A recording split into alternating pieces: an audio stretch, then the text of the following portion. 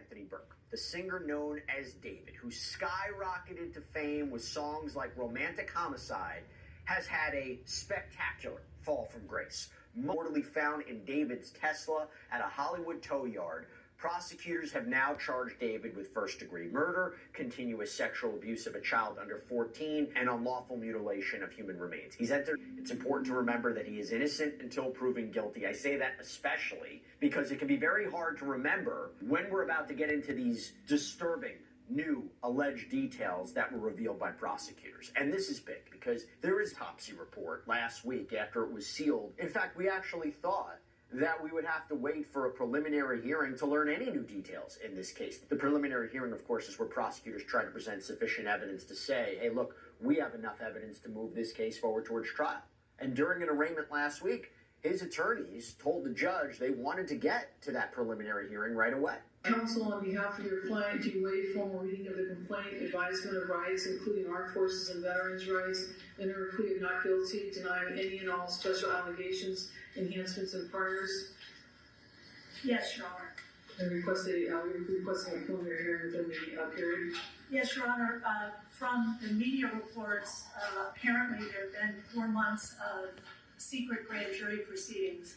We believe that Mr. Burke is entitled at the earliest opportunity to an open preliminary hearing and the proceedings not be done in secret. So we are asking for a preliminary hearing to be set at the earliest possible date on the 10th day.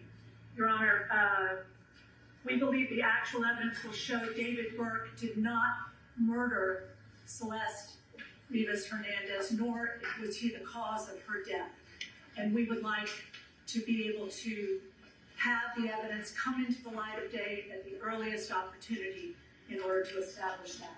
And that was seemingly to put the prosecutor's feet to the fire, right? What do you have? What's your evidence? There's been a lot of questions swirling over whether, you didn't get a grand jury indictment, right? Is there a weakness in this case? Remember, despite apparently multiple secret grand juries considering this case, evaluating evidence, hearing evidence, for whatever reason, they chose not to indict, or maybe they weren't asked to indict.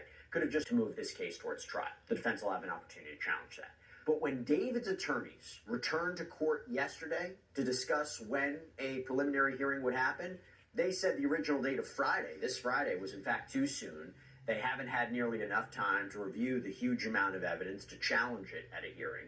So this preliminary hearing has been pushed back to May 26th. But that's out some of the alleged evidence they have against David and what they claim they could prove at an eventual trial. And I will warn you right now, the claims in this document are incredibly disturbing. Allegations that he stabbed this 14-year-old girl to death to keep her from revealing that he had been sexually abusing her. That's the allegation. That he allegedly used a chainsaw to cut up her body in an inflatable kiddie pool in the garage. More details regarding this alleged secret, illegal sexual relationship. More importantly, for the prosecution's case, what evidence they have to prove that. And that's what I want to get into. So according to investigators, Celeste was last seen or heard from on April 23rd, 2025, when David, according to prosecutors, sent a rideshare car to pick her up from her hometown of Lake Elsinore and bring her back to the home that he was apparently renting in the Hollywood Hills, a trip of more than 80 miles. Prosecutors claim she was exchanging messages with David during this ride, and then she apparently never uses the phone again.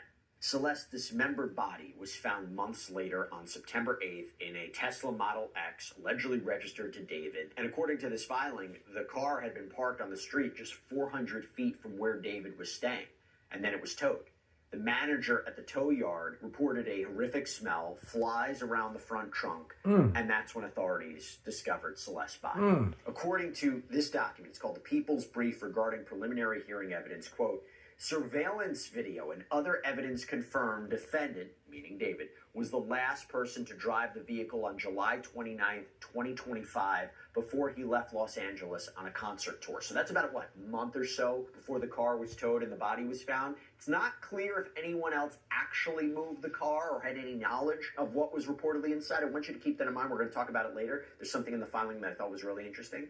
But it goes on to say, quote, at the tow yard, LAPD detectives opened the Tesla's front storage compartment and observed a black cadaver bag covered in insects. Inside the bag, they discovered a severely decomposed head and torso. A plastic garbage bag beneath the black cadaver bag contained the dismembered arms and legs. However, the victim's ring and pinky fingers on her left hand had been amputated and were not found in the Tesla. On September 16, 2025, the Los Angeles County Medical Examiner's Department positively identified the body from dental records as belonging to the victim. But this is the part that's new, okay? The filing claims that LAPD robbery homicide detectives determined that Celeste and David met in January of 2022 when she was just 11 years old. Wow. That he allegedly began a sexual relationship with Celeste when she was 13. David was 18. And the court paperwork revealed that investigators have been looking into David for quite some time. Filing says detectives learned the victim had been reported missing to the Riverside County Sheriff's Department by her family, who live in Lake Elsinore, in February and April 2024. RCSD telephonically contacted defendant on February 17, 2024, after they identified a phone number in the victim's phone records that belonged to him. During the call, defendant claimed he had spoken to the victim last on February 13th or 14th, 2024, but stated he was unaware she was a minor or that she had been reported missing. RCSD advised him that Los Angeles Sheriff's Department deputies would be coming to his home. On that day, defendant was living at 804 North Tahini Place in West Hollywood. RCSD requested that LASD conduct a welfare check at defendant's home. LASD deputies went to defendant's home that night at 8:15 p.m. and informed him the victim was a 13-year-old runaway. Defendant again claimed he was unaware she was a minor and he had only met the victim once in person in November of 2023. However, defendant showed deputies a yearbook photo of the victim he had on his cell phone. Although he claimed to be unaware of where the victim was at the time, she returned home 2 days later. By the way, you're seeing how in-depth this investigation was, and maybe kind of gives us an idea of why it took so long for there to be an arrest and for these charges and for the evidence to develop. But remember, prosecutors claim he killed her to keep her quiet about this supposed relationship, to not have her expose him to ruin his career. Just keep that in mind. So the filing continues, quote, despite being informed by law enforcement the victim was only 13, defendant continued to pursue her. After the victim returned home in February 2024, her parents took her cell phone away. Defendant drove to Lake Elsinore and paid a junior high school student in the victim's class $1,000 to give the victim a cell phone defendant purchased so they could stay in contact. Wow. Throughout 2024, the victim spent a significant amount of time with defendant, including summer weekends at his home in the Hollywood Hills and traveling with him to Las Vegas, London, and Texas to meet his family. So now I'm thinking travel records, right? I'm thinking how in-depth this investigation was. And by the way, this is the first time we're hearing just how often Celeste was with, or allegedly was with, this much older man. And it really speaks to how many people were potentially aware that he was maybe in this relationship with a younger girl, right? Members of online forums that David and Celeste were reportedly part of have said they didn't know Celeste was so young, thinking she was David's age.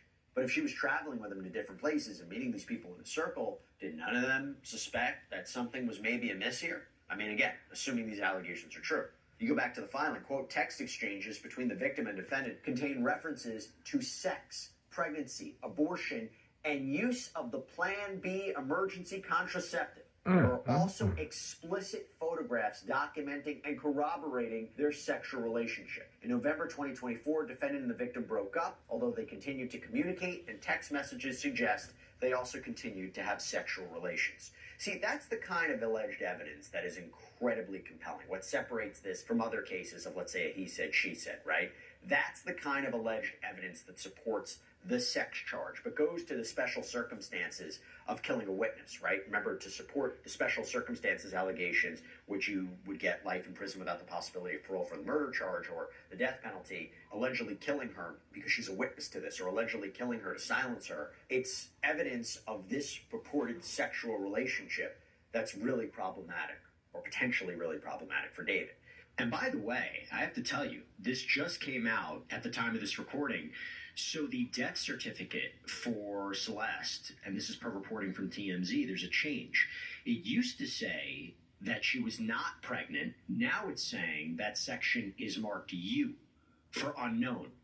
So what is this suggesting? That it was possible she could have been pregnant? Not entirely clear.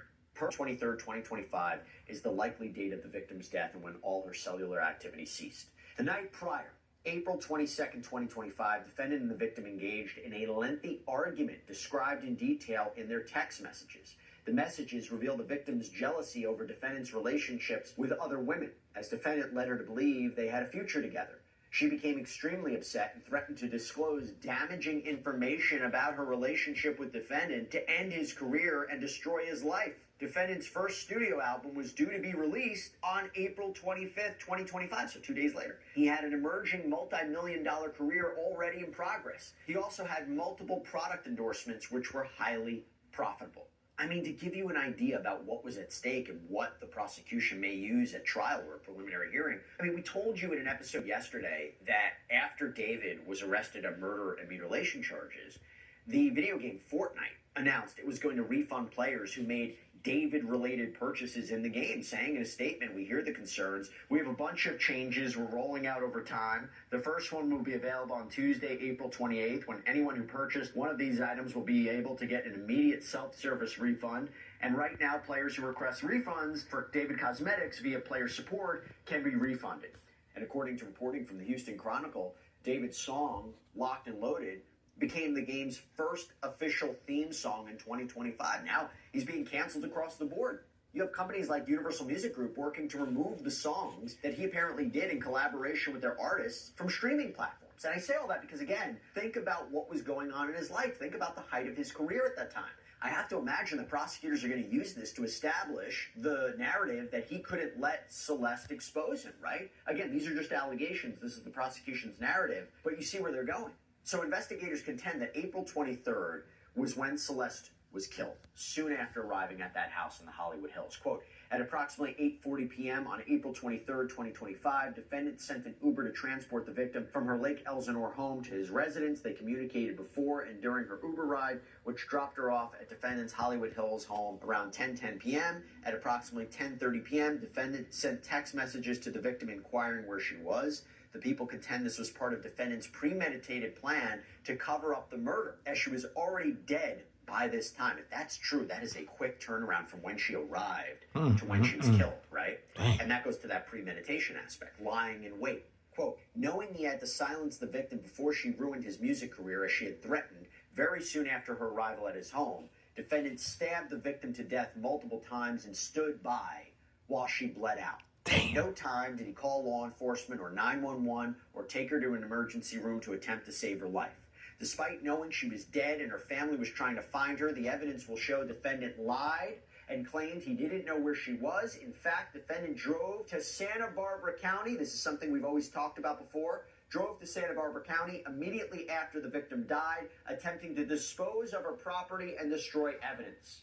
At approximately 11:30 p.m. on April 23rd, 2025, he drove away from his home as he texted and called the victim's phone, asking where she was. Again, these were acts calculated and planned to set up his defense within a very short timeline after the victim's vicious murder. Defendant drove his Tesla north on the 101 freeway to San Marcos Pass Road, SR 154, near Lake Cachuma in Santa Barbara County. He returned home early the following morning on April 24th, 2025, before going to a radio interview for the release of his album that week. He sent 2 additional texts to the victim's phone that day, which obviously went unanswered because she was already dead. After April 26, 2025, defendant never attempted to contact her again. And if that's true, that would be strange, right? Because if that's the case and he had no idea what happened to her, wouldn't he be desperately trying to get a hold of her? I think that's an argument that would be put forward by prosecutors. And then the filing gets into the incredibly disturbing details of how David allegedly cut Celeste's body into pieces. Quote, tellingly, defendant subsequently purchased tools to carry out his plot to dismember and dispose of the victim's body. On April 24, 2025, defendant ordered a shovel from Home Depot that was delivered to his home from Postmates. On May 1st, 2025, defendant ordered and subsequently Amazon delivered 2 chainsaws to his home. On May 5th, 2025, defendant ordered and Amazon subsequently delivered a body bag, heavy-duty laundry bags, and a blue inflatable pool to his home. He made these purchases under the fake name Victoria Mendez. On May 8th, 2025, defendant returned to the same area in Santa Barbara County, leaving his home around 11:30 p.m. He returned to the area again on May 31st, 2025. This is an isolated site off SR 154 where the victim's identification was subsequently discovered in January 2026. Additionally, on July 7th, 2025, defendant ordered and subsequently Amazon delivered a burn cage to his home.